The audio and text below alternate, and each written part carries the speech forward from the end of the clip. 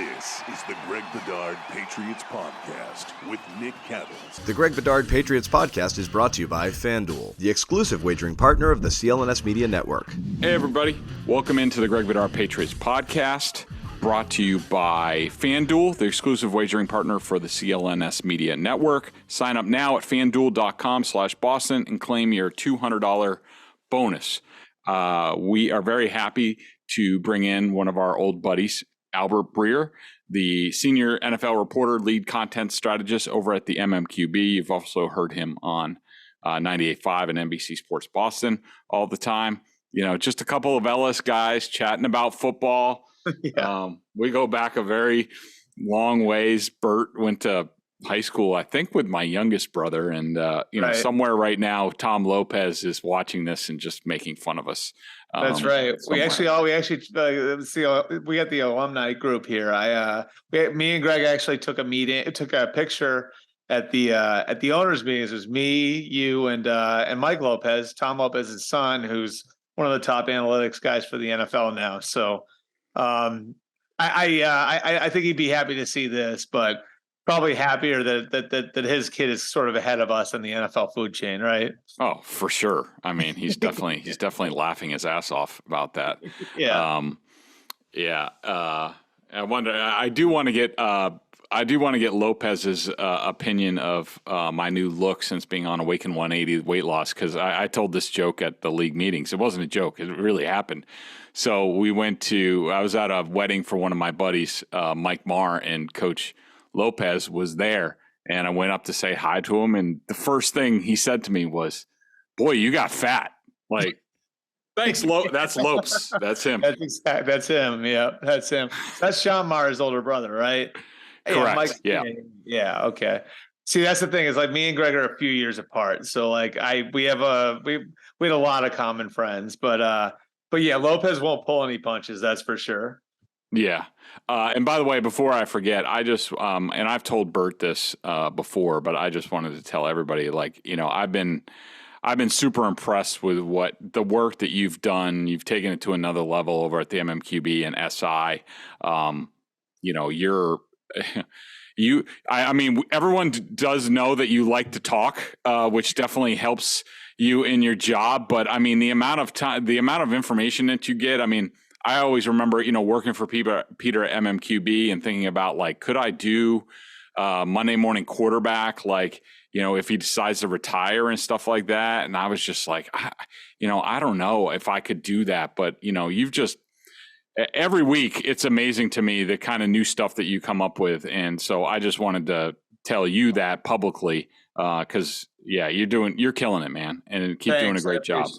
I appreciate it. And everybody knows that you're killing it too. And if you're not subscribing to Greg's website and you're a Patriots fan, I don't know what you're doing. But yeah, no, I really appreciate that. That's the most important thing to me, is like that, you know, like I sort of do the job the way that people I looked up to did. And, you know, like being in Peter's space now, being in Will McDonough's space earlier in my career, which you were too, you know, those guys are the best, and they're the best because they know them. They knew the most people, you know, and so that's really the lifeblood of, I think, what we all do, you know. And so I really appreciate you saying that, Greg. So, you know, a couple of Patriots things to start. I reported on, I think it was Tuesday afternoon, that the Patriots are out on Lamar Jackson. I don't think they were ever in.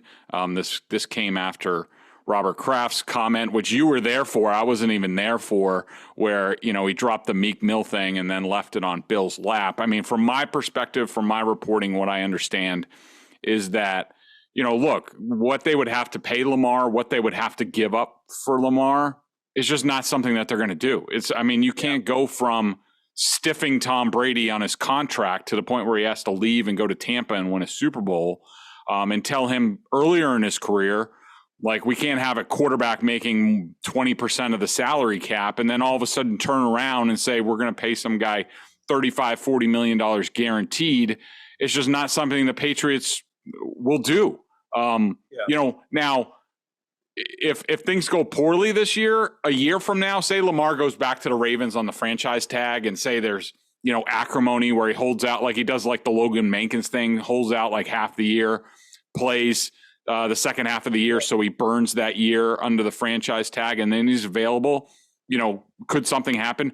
Maybe. But, as of right now, it's just not what the Patriots would do. And from my understanding, even if Bill Belichick wanted to do that, probably for some of the reasons I talked about, how they dealt with Brady and things like that, I don't think ownership would be in favor of it. I don't think they would allow it.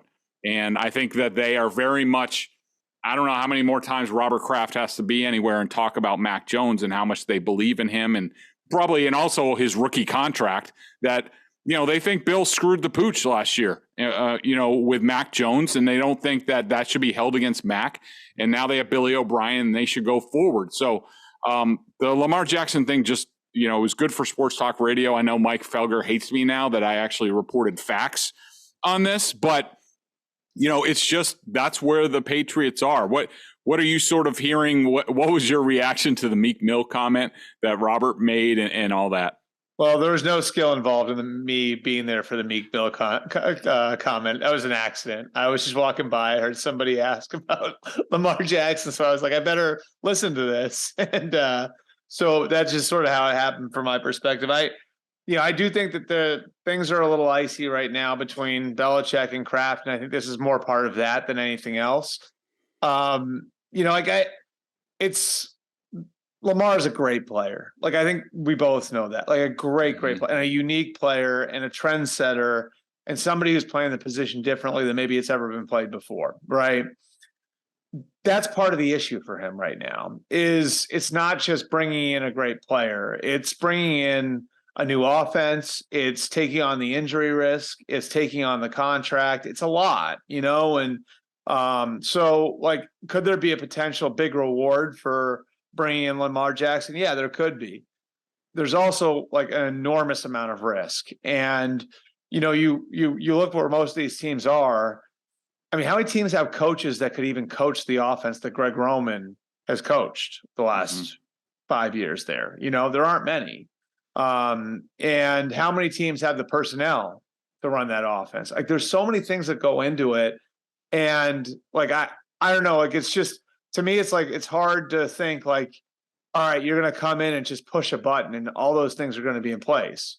That's why like Indianapolis makes more sense, because Indianapolis, like Shane Steichen, like put the Oklahoma run game in to accommodate Jalen Hurts, and it helped Jalen Hurts grow and become better and everything else. And they're brand new there in Indianapolis. There's some moving parts in the roster where they can make it work. Like, Indy makes some sense because they're right at the beginning of something. I think for the Patriots, it would be like you're asking a guy who's a very unique player to get on a moving train and then like basically pulling the brakes on that train and sending that train on a new track. It's just a lot. You know what I mean? Like, and again, that's like not to take anything away from Lamar as a player. I love Lamar as a player. I think he's actually a really good guy too. Like, I think he would fit into any NFL culture and be a leader and all of that. It's just, there's a lot of accommodations that you have to make and a lot of planning that will go into it. And I think it would be difficult for any team to pull that off, especially one that's been building for a couple of years like the Patriots have. Yeah. The part of the Lamar Jackson component of this, and especially with the Patriots, is like, to me, it just reinforces like, boy, the Patriots really screwed up with that 2018 draft. I mean, I don't know what they were thinking. I mean, with Isaiah Wynn and Sony Michel, but Lamar Jackson was there. They had traded Jimmy Garoppolo. Like, they could have just restarted the clock, let Brady play for whatever 2 more years. Twice, right? Yeah, they had 2 picks at the end of that first round. Yeah. And I mean, they just everything, that whole offseason from after the Super Bowl where they beat the Falcons to not giving Brady an extension to the Garoppolo stuff, man, Bill just had a rough couple of years there. We're going to dive a little bit more into Kraft and Belichick in a second, but one thing I wanted to hit on. So, the big soundbite from Belichick out of the league meetings was the, what should fans be optimistic about? And he's like, I don't know, the last 25 years, which was in the moment, it was a stunning comment to hear a guy who, doesn't pay for past performance. When he comes in, meets with the team for the first time, he doesn't care about what happened the year before. And, suddenly it's about now, because it fits his narrative, because the recent years haven't been that great. Now he says, look at my track record. I think people should, respect that and believe in that, even though, what happened last year. But then, of course, for about the second or third time this offseason, he clarified his remarks with the Boston Globe when he said, we're not resting on our past laurels. That's not the message to the team or the fans. We have never operated that way and aren't now. To me, this is, look, if people are going to keep allowing Bill to clarify his comments, to me, it's one of two things. I mean, this is a man who for so long has calculated every single word that he said. He knows exactly the way how to not be pigeonholed by reporters. He's the best at it. But, it's either, to me, it either shows this is like physical evidence of him slipping, or like, he doesn't mind saying what he's saying, but there's some sort of reaction behind the scenes from ownership or what have you that now he's reacting to. What did you make of this clarification? Well, I think the comment itself was very real because it was visceral. You know what I mean? Like, I think it was very real. I think it was frustration that he's being criticized like he is. I think it was frustration that people are kind of digging into his decision-making and aren't just trusting it after all the success that he's had. Like, I think it was very real, and I think look, like, if we're putting ourselves in his shoes and you're the greatest to ever do something, right? Like, and now all of a sudden you have people like me and you sitting around a breakfast table firing questions like that. You can understand it, right? Like it's sort of like, it's a very real, very human way to react. The clarification kind of like, it just strikes me as another example of how, like, Belichick and Kraft haven't been on the same page the whole offseason. Like, I think, like, from the very beginning with the comment on the money and then having to clarify that, the letter to season ticket holders, the idea that they were going to run like a broad offensive coordinator search, Bill did not. That putting out that statement wasn't Bill's, wasn't Bill's decision at all. And like, then you kind of like look at like how the OC search went. It was Billy O'Brien, and then it was a bunch of guys who were like doing de facto position coach interviews, right? Yeah. So like, where this was supposed to be like, we're looking at our entire operation. And I love Billy O'Brien, and you and I both have known him for a long time. I think it was a really good choice, but it still is like if they were going to change their MO, this wasn't changing your MO. This is doing what you've always done. You know what I mean? Like, so I think like there's a sort of this, this friction there where I think on one side you've got Robert Kraft, who's feeling the heat, who feels the brand slipping a little bit, who sees Sunday Night Football, right? Like flexing out of him, and a lot of 1:00 games, and is concerned about like what that means for the franchise's standing in general, on top of the fact that they're not winning at the same clip anymore, and thinking to himself, probably in his head, as a businessman, we've got to evolve. And then I think on the other side, you've got a coach who has been doing it the same way forever, who's like, this isn't broken. Like, we can still do it the same way we've always done it. And, the league's changed, so can Bill's way still work? Like, you look at like what Brian Daboll did in putting together his staff with the Giants, in like hiring Wink Martindale, who he really didn't know. You know what I mean? Mm-hmm. Hiring Mike Kafka as his offensive coordinator from Andy Reid's system. That's not something the Patriots would have done. No. Daboll was here, but Daboll is doing it a different way. Sean McVay, he basically like overhauls his offensive staff. He brings in guys from different places. He got Nick Caley and Ryan Wendell, right? Like guys who had Patriots ties in there because he wants to infuse new ideas. So I think it's interesting that way, in that, like, I think you have the Krafts on one side where it's like they're feeling the heat and maybe they're feeling a need to evolve. And you've seen them kind of like the Lamar thing, the statement where he's saying we're going to run a broad OC search. having Gerard kind of like in the on deck circle, like all of that stuff, like, it's an owner who I think like is trying to evolve things, and maybe a coach who's saying, wait a minute, like the way we've done it worked at a higher level than any other way in NFL history. So you shouldn't be dismissing like my methods still work.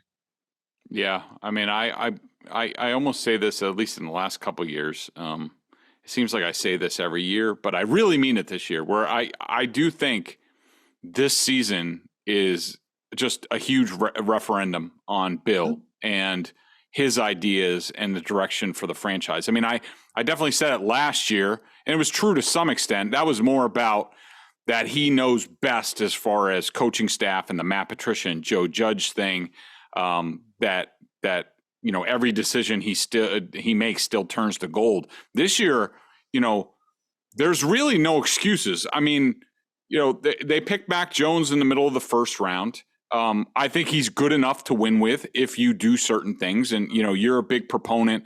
I think we both agree that there's basically two ways to do things. Either you have the elite quarterback who raises people up like the Patriots had for 20 years of Tom Brady, or you have the guy that you're not quite sure about, but can play at a really good level if you put enough around him. And I think the way Bill's gone so far this offseason, bringing everybody back on defense, the same defense that's gotten roasted for like 4 straight years against any good quarterback or any good defense or offense, adding more to the special teams, not even just maintaining, adding more.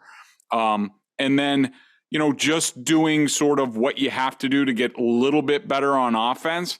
Like, to me, this is still Bill believing our formula works. And I think there's a lot of doubt. I mean, even in New England for the first time after what's gone on 25 and 26 since Brady's left, I think there's a lot of doubts. I mean, we'll see. If it doesn't work, then, I don't know where we're going to be. I mean, where do you think that Bill, if this doesn't go well, say they have another losing season? Yes, Robert, 2 losing seasons in 3 years. He had forgotten the Cam Newton year. If it's 3 and 4, could it be time? Will the Krafts decide to move on? It's a fascinating question. I want to piggyback off of something you said too, because I do think like there's this. I would say like you look at it like there are a few teams, right, that like sort of refuse to get in the Jimmy Garoppolo, Derek Carr market. And I put like Washington, Atlanta, Tampa, like in that category, right? And you see the hesitancy with Lamar. I think what the NFL is telling us right now is exactly what you said. It's either you have a cheaper quarterback, right, where you have the resources to surround him with a ton, right, or you have an expensive quarterback that has to be able to carry you in certain ways. Is going to have to be able to make up for things in certain ways. Like, in other words, no one's going to complain that Josh Allen or Patrick Mahomes got paid. No one's going to complain when Joe Burrow gets paid, right? Like, those guys, we know those guys are good enough to do it. It's like where you get yourself in trouble is like when like you're in that middle and you're paying a guy and you're not getting that top level performance.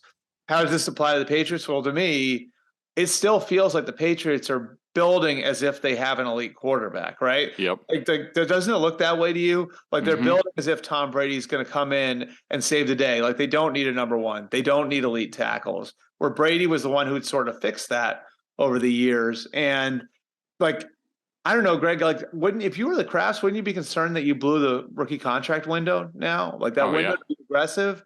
Like you see what Philly did around Jalen Hurts and what, the Bengals have done around Joe Burrow. Like that window is almost gone now. Like you have this year, then you have to make a decision on the 5th-year option, then the year out, then next year. And after that, it's really gone one way or the other. Either Mac Jones isn't here anymore or Mac Jones is making a lot of money, one or the other. That's really it. Right. Yeah, no, I mean, I completely agree with you that, it just like I thought, look, they had the Cam Newton here. Yeah. Nobody's going to really go. I mean, even when I covered the Packers, Brett Favre in 2007 leads them to the Super Bowl or the NFC Championship game, and he choked away the Super Bowl with his interception against the Giants and just his terrible play in the cold. And, the whole thing, they move on to Aaron Rodgers. Aaron Rodgers was 6-10 his first year after Favre with a team that went to the NFC Championship game, a young up-and-coming team. And then they were 4-4 the next year, and people wanted – he was 10-16 or whatever at one point, 10-14. People wanted to fire everyone and run Rodgers out of town. So it's not going to be ever going to be a smooth transition unless you have Steve Young, waiting in the on-deck circle. And so, okay, fine. And Greg, you're talking about like one of the ideal ones was Favre and Rodgers, right? I know, and they took a year back. So I was okay with the Cam Newton step back, reset everything, and then 10-7 was nice, rookie quarterback, bring in some free agents. They're not going to quite hit in year one, but all right, roll it into year two. And then because Bill didn't have any plans whatsoever behind Josh McDaniels, he just effed everything up. And we're going to have to see whether there's a residual effect as far as, a hangover into this year or not, and whether it sinks 2 years in a row. But completely, they botched the Mac Jones rookie contract thing. And they got to get it back quickly. And now the division's even better. And, we'll have to see about that. To answer your question really quick, though, I think this is a critical year. I think that this is – because you have to make a decision on the quarterback's fifth-year option after this year. Once you get past that, we've seen it with other organizations, it's after year three is you see Miami is sort of the shift in the way that they did business going into Tua's third year, and now where they are in the fourth year, which is the last cheap year they'll have. This is a critical point, with your young quarterback. And so I do think I don't think he'd get fired just for going 8-9. But if the young quarterback falls off a cliff and the coaching hasn't been fixed, and I think that I think it's more than just the record. I think it's sort of what the trajectory of the organization looks like after this year, if that makes sense. Yeah. And I got Robert on the record about, Bill's, future and, but mentioned the record and, at least he gave the right response. I one thing before we take a break real quick, I did want to ask you, I doubt that you saw this, but, I'm always looking ahead on the Patriots. I'm looking at the contracts. I'm looking at the depth chart and stuff like that. And, what's really odd to me, and things could change, and they probably will change here in the offseason with a couple extensions to guys like Michael Wenu or Kyle Duggar or what have you. But as it stands right now, 2024 looks like it's a clean slate. They have $150 million in cap space. Yeah. They don't have many guys signed. They have a lot of free agents this year. You have almost all the linebackers. The edge players are coming due. There's almost no wide receivers. The tight ends are gone. You have to make the choice on the quarterback's fifth-year option next year. If just putting on a tinfoil hat, when I look at it, it tells me that, maybe Robert and Bill met after the season, and Bill's basically they gave him 1 year, and we're okay, you got another year to get this corrected and sorted out, but we want you to leave 2024 clean, because if it doesn't go well, we have Gerard ready. We're going to let him and whoever he hires as personnel guy make all decisions from here. But 2024 for the Patriots as it stands right now just looks really, really odd. And it sounds sacrilegious to say it, but I guess the question is, do you want Bill making those decisions? You know what I mean? If all these big decisions coming, and you look at some of the decision making over the last couple of years, and again, I'll use that word, trajectory. Does it? Yeah, they weren't far off from making the playoffs last year, but do they look like an ascending team? No, and how many backup quarterbacks they beat to get those 8 wins? It was 7 backup quarterbacks. Yeah, and so I think it's the question is who you want making those decisions. Is it Bill as the omnipotent guy atop the organization? Is it Bill as just the coach and someone else as the personnel man? Which who knows if Bill would stay? In that sort of scenario. Is it Gerard Mayo with Bill kicked upstairs? Or is it Bill gone and just Gerard and then Gerard's own personnel man? I think that those are all questions that you have to ask. Now, again, I don't know that Robert would have the stomach to fire Belichick, but you certainly the tone and tenor of everything at that meeting. I know some stuff behind the scenes, all of that. it doesn't seem like that relationship's in a great place right now. And like winning can solve a lot of things, like, so there's no question, like if they can come out and turn a corner and get back to, and they don't need to win 13 games, but they can get to 10, 11 wins, get themselves back in the playoffs. Yeah. I mean, Bill's going to be around. Where it gets awkward is if like they aren't there, they miss the playoffs again, and it still sort of looks like the trajectory of the organization is flat. Yeah. More on that in a second, but let me tell you about FanDuel. Massachusetts, listen up. The wait is finally over. FanDuel, America's #1 sportsbook, is now live in Massachusetts. All new customers in Mass can get in on the action with $200 in bonus bets guaranteed when you place your first $5 bet. Just sign up at FanDuel.com/Boston. Finally, you can bet on all your favorite sports, from the money line to point spreads to player props and more, and from anywhere. Your bed, the bathroom, with the app. The app's fantastic. I use it all the time. And, I made a little bit money over March Madness. FAU is really doing well for me, for my own stomping grounds in Boca Raton. So bet now on an app that's safe, secure, and super easy to use. Don't miss your chance to get $200 in bonus bets, win or lose. Visit FanDuel.com/Boston and make every moment more on America's #1 sportsbook. 21 plus and present in Mass. First online real wager only. $10 first deposit required. Bonus issued as non-withdrawable bonus bets that expires in 14 days. Restrictions apply. See terms at sportsbook.fanduel.com. Gambling problem? Hope is here. GamblingHelplineMA.org or 1-800-327-5050 for 24/7 support. Fun fact: FAU is one of the first Division I baseball schools to recruit me back in the day. So that's somewhat interesting. Going to college in Boca would have been fun.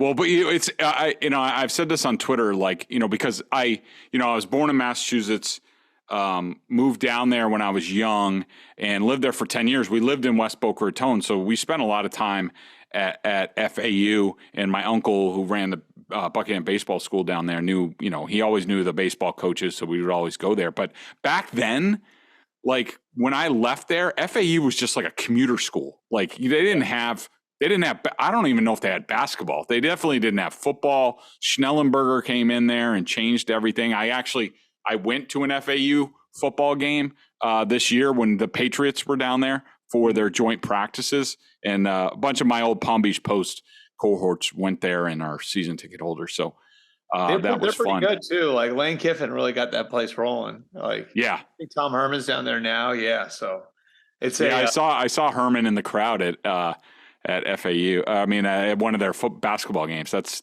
crazy. Yeah, he's a damn good coach. I don't know what happened at Texas. I mean, both of us know him, and I just think he's smart as hell. I don't know what happened at Texas. Same thing that happens to a lot of guys at that school, which is the politics of the place, I think, got to him. There's a lot of hands in the pot at the University of Texas. And I'm excited to see what he does at FAU, because he did a great job at Houston. Obviously did an awesome job at my alma mater. It'll be interesting to see what he does there. We might touch on Bill and Kraft a little bit more, but I wanted to just go over. So, Joe Judge, you were the first to report, and it was 100% on the money. When your first report came out, I couldn't tell if he was assistant head coach or assistant to the head coach. But you were right. He's definitely assistant head coach. He was at the league meetings. I will say kudos to Joe for keeping a much lower profile than Matt Patricia a year ago, who was basically an appendage to Belichick at the league meetings a year ago. Judge was there, but not really seen all that much. What do you make of this, and do you think it has any trickle-down effect as far as the rest of the coaching staff? I do think after last year, the one thing I think Bill probably would have recognized in the way the year went was that all the gray area and roles and the gray area and who does what hurt the operation. I think it's pretty easy for any of us to say that, right? Okay, like Matt's the OC, but Joe's sort of the pass game coordinator. Nick Caley's over here and he's involved. And then you have two defensive coordinators, but neither of them have the title. And the special teams has a coordinator, but the special teams is kind of a mess right now. And so I think, part of this, And this is one thing I wouldn't be surprised if Kraft was involved in. And quite honestly, like I wouldn't blame him for getting involved in this, because this is like an actual area of expertise for him is organization, right? Like how something is set up and how you delegate and all of that. And I do think like there was probably a feeling that maybe they needed to silo off a little better. You know what I mean? Like, so have well-defined roles where people are, this is your job, this is what you do. And so, like having a well-defined offensive coordinator and Billy O'Brien, and then, everybody knows Gerard and Steve are running the defense over here, and Gerard runs the meetings and Steve calls it on Sunday.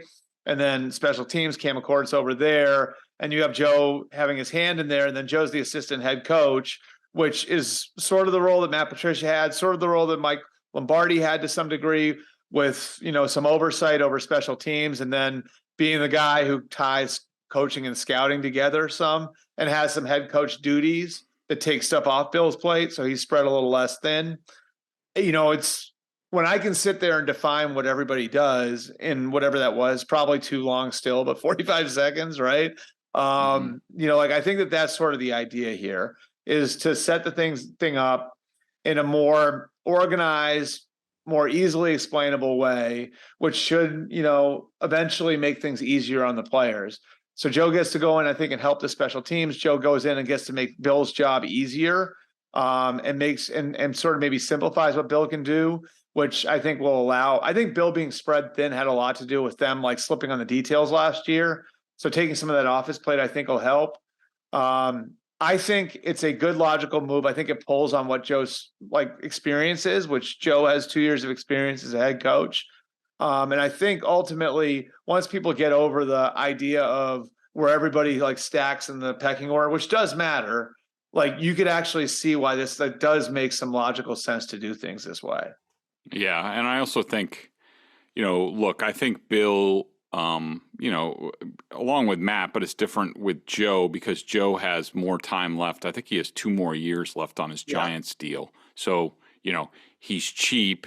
I think Joe, I don't think he was, I think you might have said this, but I don't think he was crazy about going straight back into coaching after the Giants thing, and sort of did it out of loyalty to Bill. And I think, Bill's trying to do him a solid and keep him on, but also help him a little bit. But I do think that I think it was important to get Joe away from the offense and away from the players largely, where I do think he's mostly just going to be involved somewhat with special teams. But he had to get away from, Mac Jones and the offense. I mean, I don't think there's any animosity there.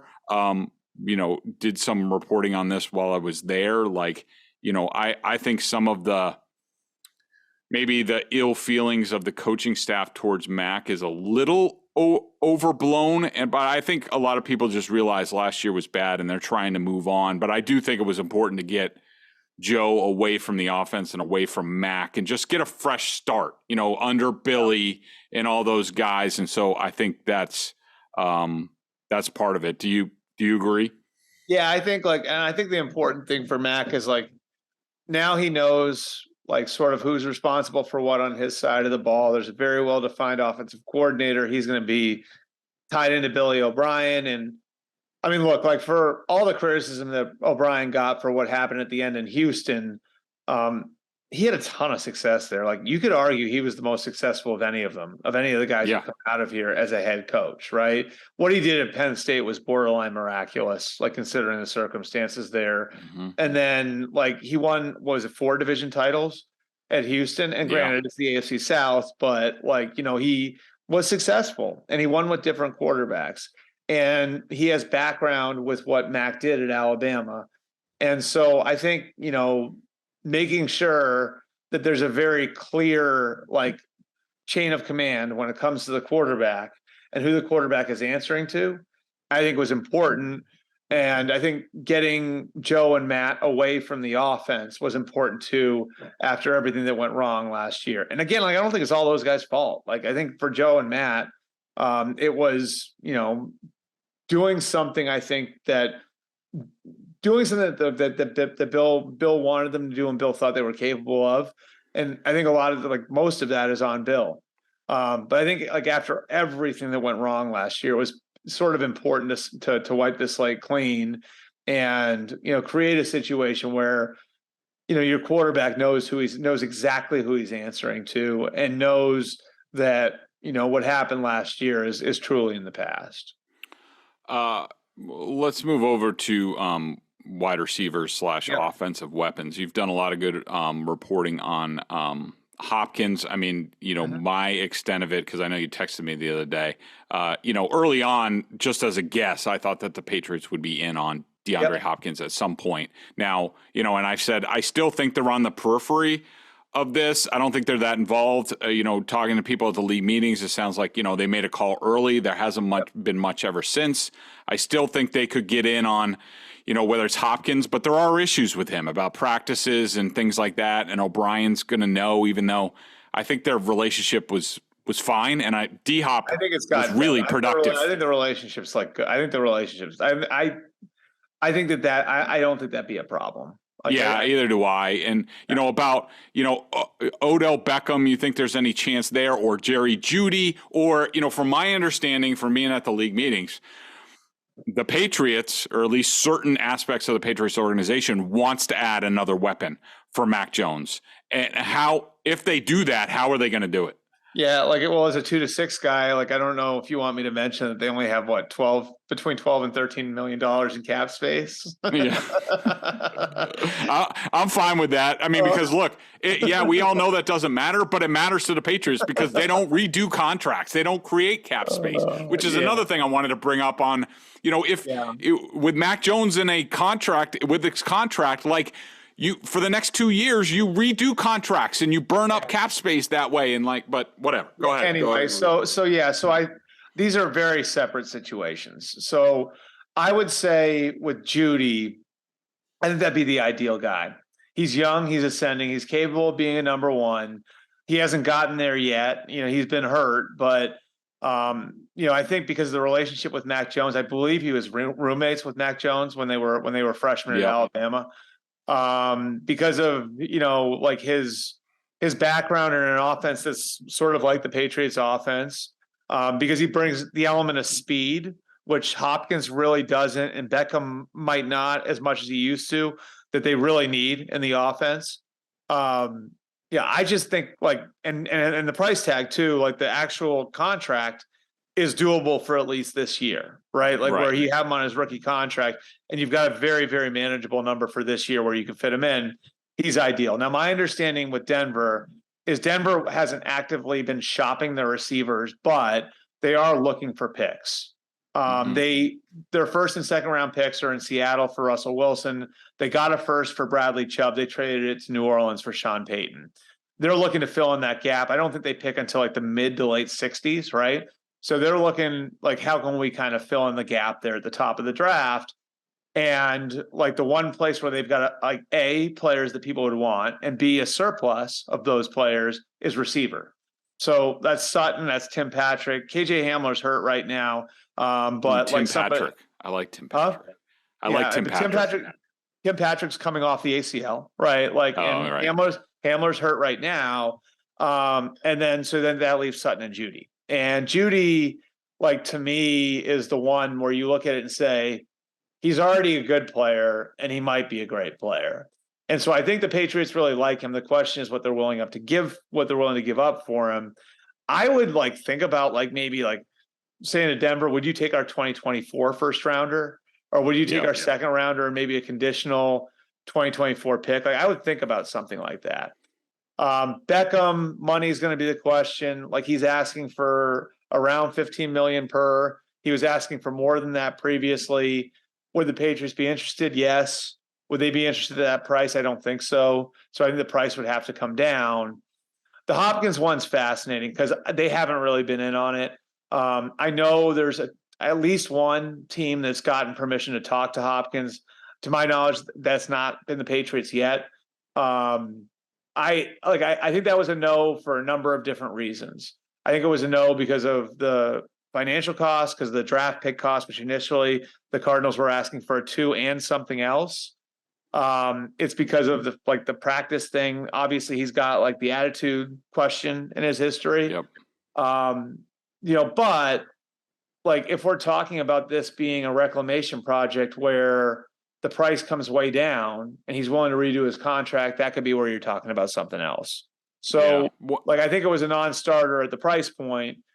Could it eventually turn into something else? Maybe, and I would think Jeudy would be a higher priority, but like if Hopkins' price were to come down, I mean, some teams, Greg, think they're going to cut him. I think the Cardinals are going to wind up cutting him. Wow. His market is not great right now. Mm-hmm. And even for teams like Kansas City, would need him to take a signiant pay cut. He'd have to be like, take the Smith-Schuster deal from like a year ago. Right. So like, clearly there's nobody that was willing to take on the contract and pay the Cardinals' initial price. Like, I think for a team like the Patriots, it would take it either being no draft pick compensation or way, way, way down from Arizona's initial ask and an adjustment to the contract. And that obviously gives, Hopkins considerable control over the situation, because if you're going to change the contract, then you have to go to him. You know what I mean? Mm-hmm. So I think this is a really, really complicated one, and they haven't shown great interest. They haven't really been in it to this point. Like, if his market collapsed completely and he was cut or was available for almost nothing and is willing to redo his contract, maybe we're talking about something else. Yeah. What's interesting about Jeudy is that it would almost be the same identical situation as they had to Brandon Cooks when they brought him in. Yeah. They traded for him. He was still on his rookie deal. They picked up his right? Yeah, they picked up his option, which Jeudy's needs to be picked up by early May, in about a month. And then they traded him, which I thought was a miracle trade, to get a first round back from the Rams for that deal. And he got the big deal. They only paid, what's hilarious about people talking about the Patriots and wide receivers, like if you go through it, their history and the highest they've paid receivers, I think first of all, it's Nelson Aguilar, but even Brandon Cooks. I look back on overthecap.com and the Patriots only paid him $7 million for that year. Like, they never pay wide receivers. They never do. But isn't that part of like maybe having an outdated approach to this? And that, yes, because you didn't pay receivers because Brady didn't need you to pay receivers. You know what I mean? Like Brady didn't demand that. Like having Brady on your roster meant like, okay, we can make up for it if we've got a little less at that position. Just look at the young quarterbacks. And again, I think on balance, like Mac is probably a middle of the road quarterback, like long term. I think that's probably what he is. But if you're going to find out if he can be more, do what the Bills did for Josh Allen in acquiring Stephon Diggs. Do what the Bengals did for Joe Burrow in drafting T. Higgins and Jamar Chase. Do what the Chiefs did for Patrick Mahomes, and not just having Tyreek Hill, but then signing Sammy Watkins after.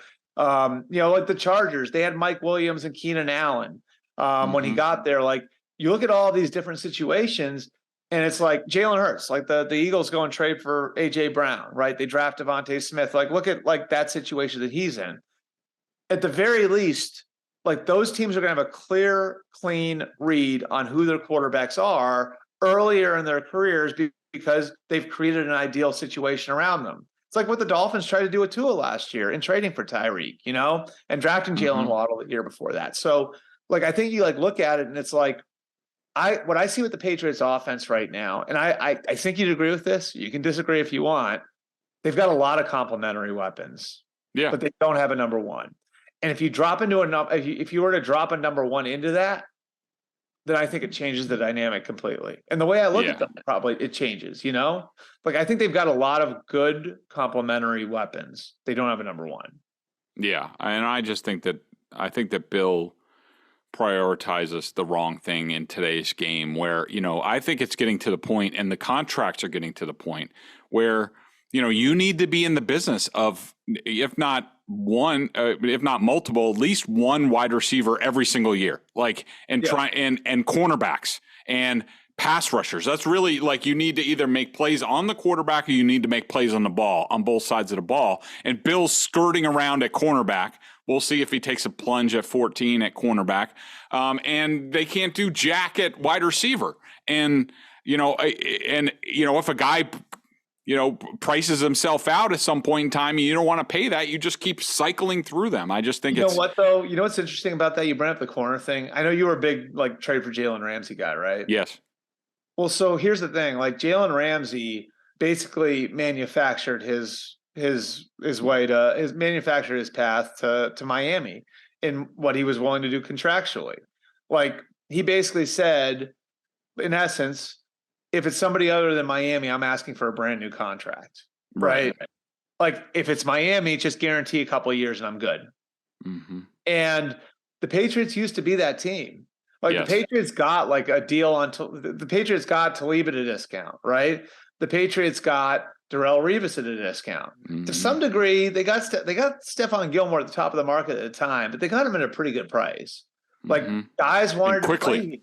Yeah. And guys wanted to play here, Greg. You know what I mean? And that's part of it too, is it's really hard if you're not one of the 3 or 4 best teams in the league, which the Patriots got really used to being, to wait for those sorts of bargains to shake out of the tree. Because if somebody's going to chase a ring or reestablish their value, this is a great place when Tom Brady was the quarterback.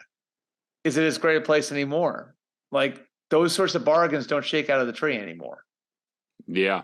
Real quick before we move on to the BSJ member question of the day, what are you hearing about the top of the draft and the quarterbacks? Are they all definitely going top 10? And I know Richardson had his pro day, and I think Levis had his pro day. Yeah. Any chatter you're hearing about the top of the draft and the QBs? Yeah, I think Young and Stroud go 1, 2, probably in that order. Would be my guess. Would be. I think when the Panthers traded up to 1, their baseline, they still haven't made a decision yet, but the baseline was Bryce Young. They really liked him. Mm-hmm. The size is obviously a concern, but the way people at Alabama talk about him, and then you talk to people, I already had an incredible meeting with Frank Reich, right? I think Young goes first. I think Stroud goes second to Houston. And then I think things get really interesting because I think there's a lot of split opinion on Levis and Richardson among teams. And there are teams that don't think either of those guys are first round picks. So Indianapolis is fascinating to me because my understanding is when the Bears were talking to the Colts about moving about the Colts moving up, the Colts really, the reason they didn't move up is that they weren't there yet in their process, right? They hadn't really kind of gotten themselves to the point where they were sold on a singular player. A singular quarterback to take at the top of the draft. That sort of tells me they're not sold on anybody. You know what I mean? And is that going to change in 6 weeks? So the Colts are fascinating because you have that dynamic, but it's going up against the fact that the owner really wants a quarterback, right? Do the Raiders take one? Do the Seahawks take one? You've got all these teams in the top 10 that theoretically could pull the trigger on one, but don't have to. So I think for both Levis and Richardson, there's a wide range, within which they could go. But I think Young and Stroud are probably the first 2.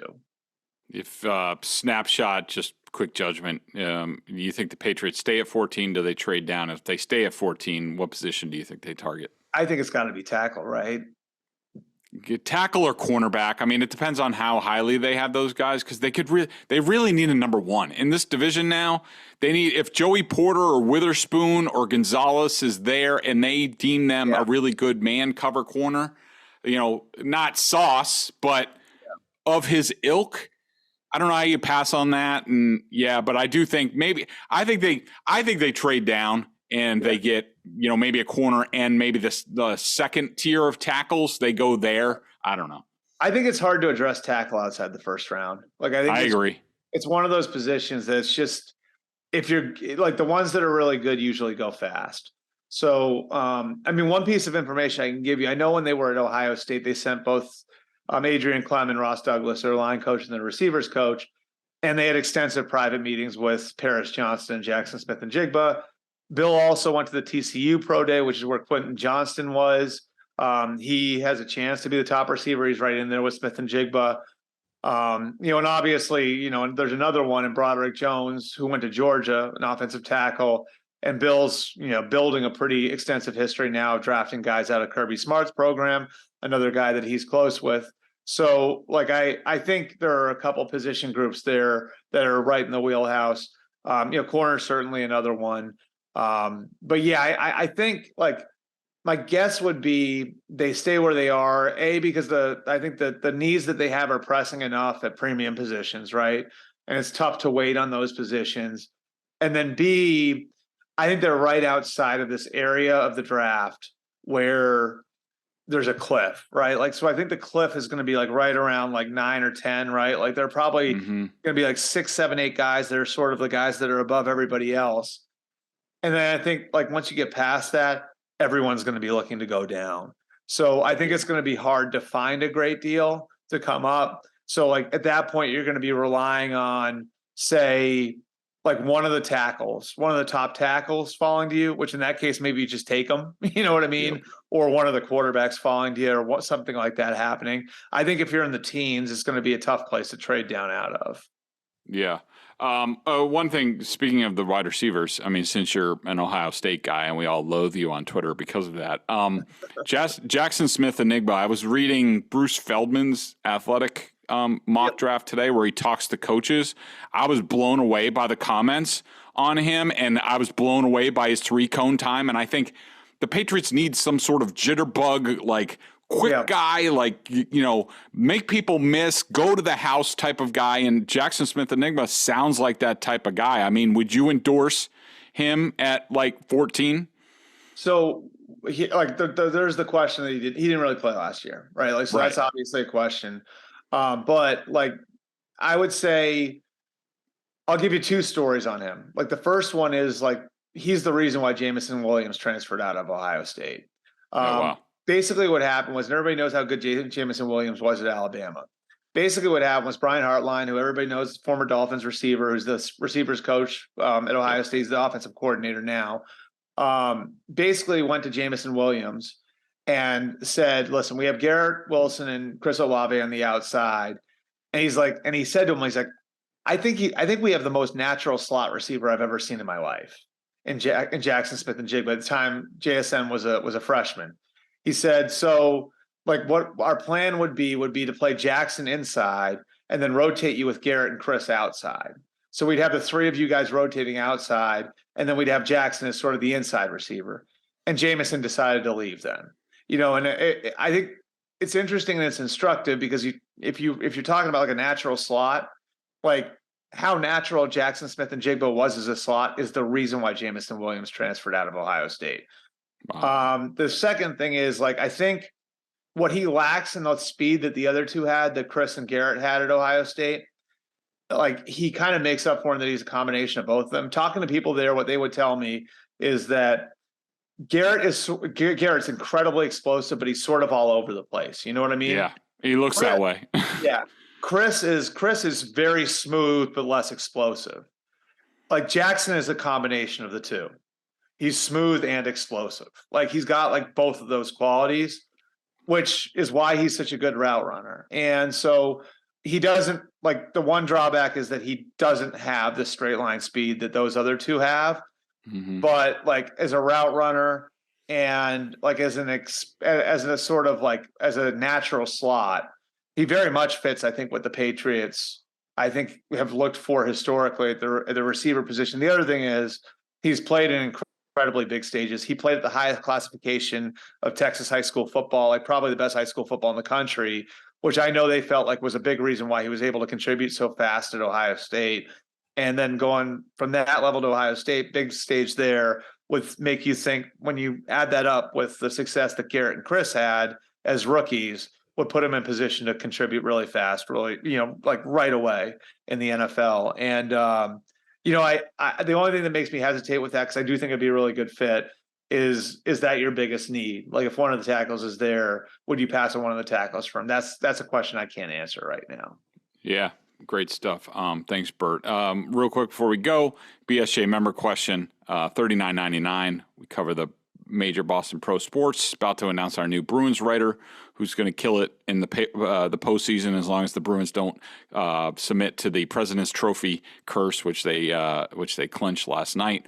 This comes from my Lamar Jackson report, where I said the path they've settled on at this time is to build up the talent around Jones, similar to what the Eagles and Dolphins did with their young QBs on rookie contracts. Kraft is involved in that effort and is fully behind that direction. And Rem Lavelle says, whoa, Greg, this jumps out. You told us over and over that Kraft doesn't get involved in personnel. So how is he involved in this effort? Has he given Bill some kind of directive to improve the options around Mac? If so, I would think that Kraft would be expecting more to be done. I can't tell you exactly how involved he is.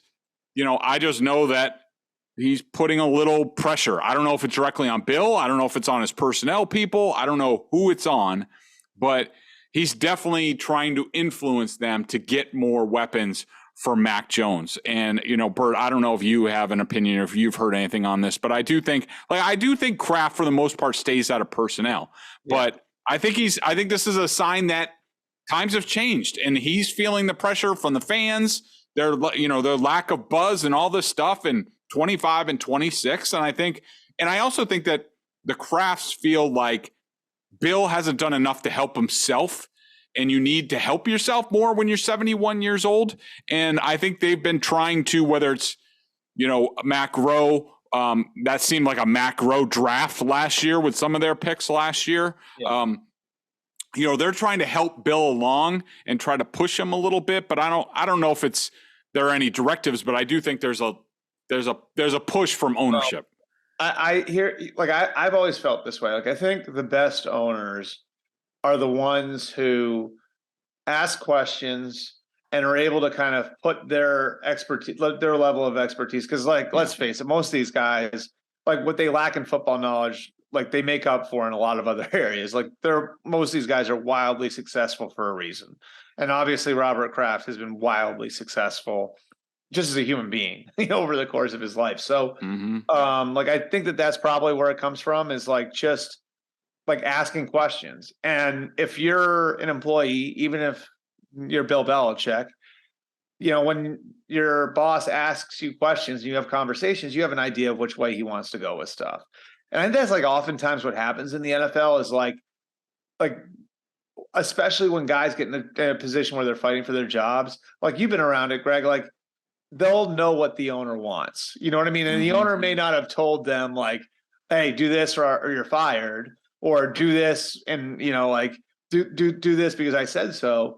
In a lot of cases, the coach, the GM will know what the owner wants. You know what I mean? And it's through those conversations, it's through being asked those questions. And I think that's probably where some of it's coming from. That'd be my guess. Because I do think one of the things that Kraft's really sensitive about is the idea that he ever meddle. I don't think that I wouldn't put him up near the top of the list as far as owners who meddle at all. Yeah, I mean, some of these guys, we hear the nightmare stories from coaches that we deal with where they're they're dragged into this meeting on Monday or Tuesday and they're getting all these questions from their analytics department and they're putting it on the coach. Kraft doesn't do that stuff, which is nice, but he does weigh in, and I think you're right. He asks a lot of questions and lends his expertise, and it depends on whether Bill wants to take that or not. You're probably taking it a different way when you're 14-2 versus when you're 8-9. That is true. Thanks so much, Bert. This was a lot of fun. I don't know why it took us this long to do that, but would definitely like to have you on at some other point. Do Tom Lopez proud at Lincoln Sudbury. I had to wear my sweatshirt in honor of Lopes. Thanks so much, Bert, and I'll see you soon. All right. Thanks, Greg. Appreciate it.